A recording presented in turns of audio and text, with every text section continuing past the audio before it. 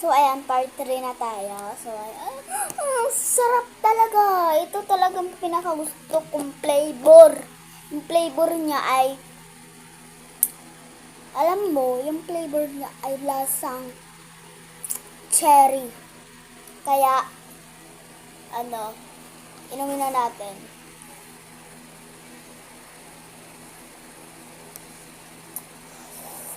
Sarap. Yum. Yum, yum. Alam ko kung anong order nito. 20 over 20, te. Perfect siya, te. Kaya ito, Bini card. Wait, nandito yan. Ito yung Bini card ko. Pero naiwan ko yung isa dun sa pencil case. Ayan. So, inumin ulit tayo.